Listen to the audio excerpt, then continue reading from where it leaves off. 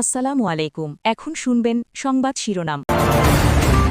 বৈশাখী শোভাযাত্রায় জাতির কল্যাণ প্রত্যাশা, নতুন সম্ভাবনায় জেগে উঠুক প্রিয় বাংলাদেশ। রমনার বটমূলে বর্ণাঢ্য বর্ষবরণ।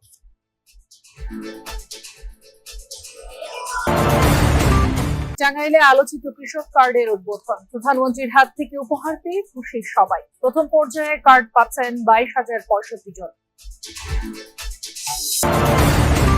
ক্ষুদ্র ও মাঝারি উদ্যোক্তাদের আয়োজনে দেশ জুড়ে চলছে বৈশাখী মেলা। তুলে ধরা হচ্ছে দেশি পণ্যের ঐতিহ্য ও সমৃদ্ধির ইতিহাস।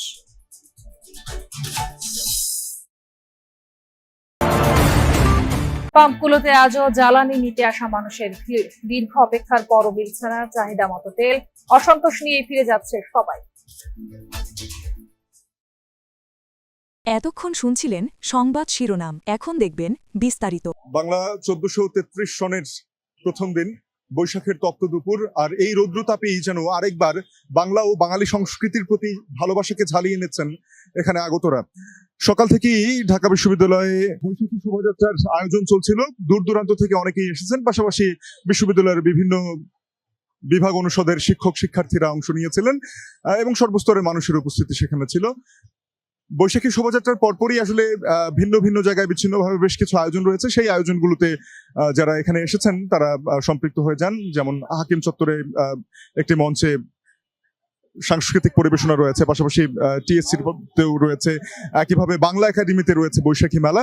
তো বিচ্ছিন্নভাবে আসলে যারা রয়েছেন এখানে সকাল থেকেই তারা ঘোরাঘুরি করছেন এবং এই সময়টাকে উদযাপন করছেন, ছবি তুলছেন বন্ধুদের সাথে, পরিবারের সাথে। অনেকে এসেছেন যেহেতু ছুটির দিন, একেবারে পরিবারের ছোট্ট শিশুদের থেকে শুরু করে বয়োবৃদ্ধ পর্যন্ত সকলেই এসেছেন আজকের এই দিনে আনন্দ ভাগাভাগি করে নিতে। তারা বলছিলেন যে জাতি ধর্ম বর্ণ নির্বিশেষে বৈশাখ সার্বজনীন, বৈশাখ সকলের জন্যই আসে।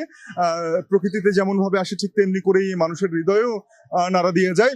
ঠিক সেই জায়গা থেকেই যে একতা, সেই একতার কথা বলছেন সকলে এবং ভবিষ্যতেও বাঙালি সংস্কৃতির এবং ঐতিহ্যের যে ধারাবাহিকতা সেটি বজায় থাকবে, সেটি তাদের প্রত্যাশা। তো দিনব্যাপী নানা আয়োজন রয়েছে রাজধানী জুড়ে এবং সেগুলোতে রাজধানীবাসী, নগরবাসী তারা আনন্দ উপভোগ করবেন, বৈশাখের এই প্রথম দিনটিকে উপভোগ করবেন। তো এই ছিল আমার কাছে তাজনিন।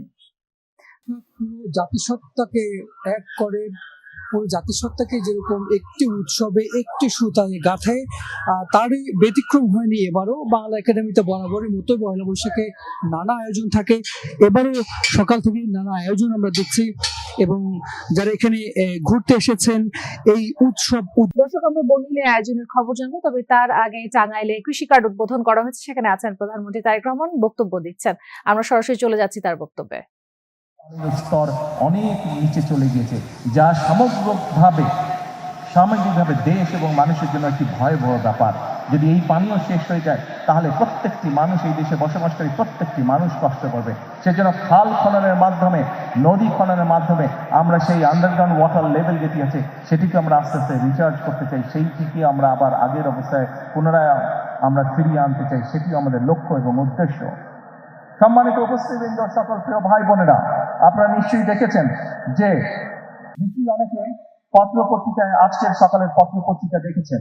গতকালকে এই প্রতিশ্রুতিটি আমি বাংলাদেশের মানুষের সামনে আমাদের দলের পক্ষ থেকে দিয়েছিলাম যে বিশেষ করে যে সকল অঞ্চল, উত্তর অঞ্চল সহ টাঙ্গাইল সহ বাংলাদেশের যে সকল অঞ্চল কৃষি নির্ভরশীল এলাকা, সেই সকল অঞ্চলে আমরা যেমন কৃষক ভাইদের পাশে দাঁড়ানোর চেষ্টা করব, কৃষক বন্ধুদের পাশে দাঁড়ানোর চেষ্টা করব, আমরা যেরকম কৃষিকে সহায়তা দেওয়ার চেষ্টা করব, একই সাথে আমাদের চেষ্টা থাকবে যে শুধু কৃষি পণ্য উৎপাদন করলেই হলো না, সেই সকল অঞ্চলে কিভাবে কৃষি পণ্যের সাথে সম্পর্কিত যে সকল কলকারখানা আছে সেগুলো যাতে প্রতিষ্ঠিত করা যায়, যাতে কৃষক তার পণ্যের মূল্য আরো বেশি পেতে পারে, যাতে করে আমাদের কৃষিজাত পণ্য এগুলো যাতে বিদেশে আমরা রপ্তানি করতে পারি, সেই জন্য আমরা পদক্ষেপ গ্রহণ করব।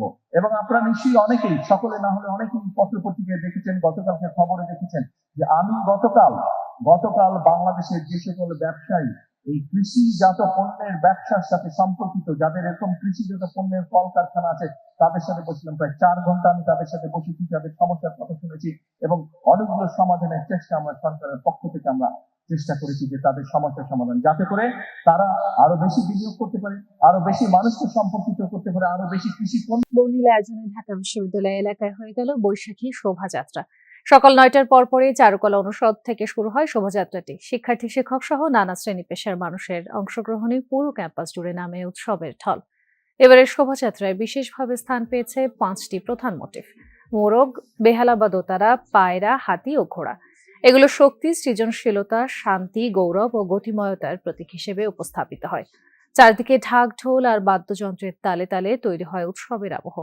শোভাযাত্রাটি চারুকলা গেট থেকে শুরু হয়ে শাহবাগ থানার সামনে গিয়ে ঘুরে রাজু ভাস্কর্য ও টিএসসি প্রাঙ্গণ ও দোয়েল চত্বর হয়ে বাংলা একাডেমির সামনে দিয়ে আবার চারুকলা অনুষদে এসে শেষ হয়। আমি বাংলা শিখতে চাই, কিন্তু বাংলা খুব কঠিন।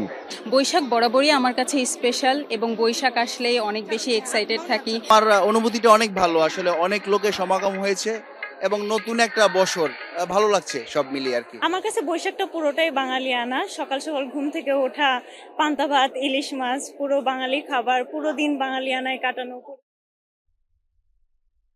রমনার বটমূলে নতুন বাংলা বছর বরণ করল ঐতিহ্যবাহী সাংস্কৃতিক প্রতিষ্ঠান ছায়ানট।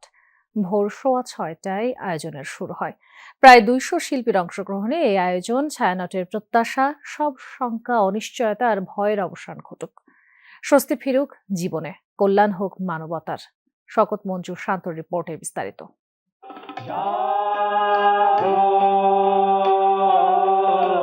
রাজধানীর রমনা বটম আজও চলছে জ্বালানি তেলের জন্য হাহাকার।